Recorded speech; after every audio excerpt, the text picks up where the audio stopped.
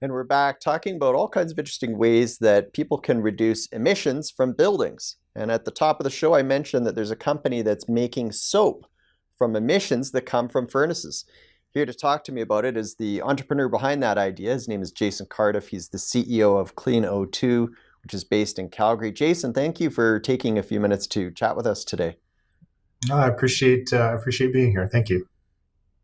I wonder if you could tell us just a little bit about your Carbon X equipment that helps to create this soap.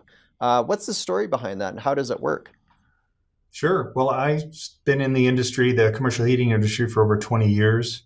I had noted back in 2005 that there was a need to decarbonize the heating industry. There were certainly some signs coming in from various sectors that we needed to decarbonize, but yet it seemed to me that there was a need to continue to use natural gas. So if we were going to decarbonize yet still use natural gas, we needed to find a way to do that. So while heat pump technologies are important, there seemed like there needed to be another solution for those areas that were difficult to decarbonize. So after many years and surrounding myself with very smart people, we came up with the world's first microscale carbon capture solution that was commercialized in 2017. And so can you tell me just a little bit about how this works? You have this equipment that you would put down in the furnace room of say, a commercial building, and then it captures the CO2 coming out of the furnace. And how do you get soap from CO2? Could you connect those dots for us? Sure. We like to call it urban mining. So we work with a variety of customers all over Canada, the United States, and Japan. And the relationship is where we provide them with our solution that gets planted in a mechanical room. We divert a portion of the flue gas through our system where we convert the carbon dioxide into a chemical, a carbonate. And then periodically that carbonate is collected from these buildings and then used in various industries. We largely focus around personal care simply because of its tangible narrative. When we want to get people engaged around carbon capture, we want to create products that everybody can relate to. So we collect the carbonates, we convert it into products, and then we bring those products to market to help tell the story. And that helps us open up doors to install additional units in these areas we're working. So you're able to take that material and make soap with it. I mean, that's pretty amazing that you can actually create something useful from something that right now just simply goes into the atmosphere.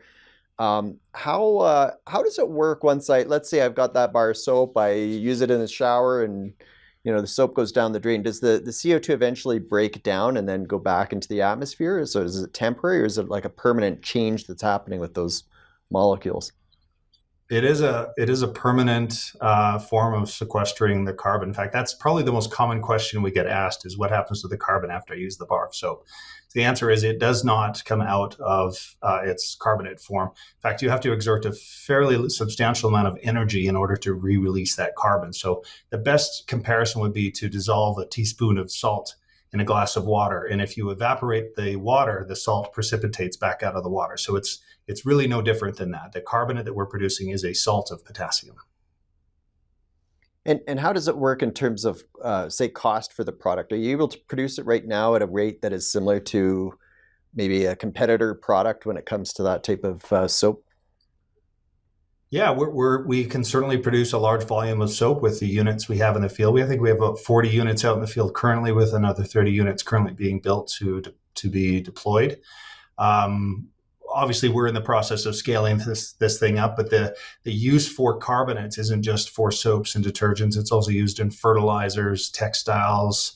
It's also in mats and fabrication. So there's quite a broad array of different markets we can tap into as we continue to scale. So we're not going to have the world drowning in bars of soap. There are multitudes of other industries that they're working quickly towards adapting this technology to. Well, we probably have a much cleaner world if we used all this CO2 for soap. But are there any, just quickly, we got about 40 seconds, are there any product ideas on the horizon that you're thinking about that you could make with CO2? Sure. Well, our goal right now, our technology has shown about a 20 to 30% reduction in GHGs.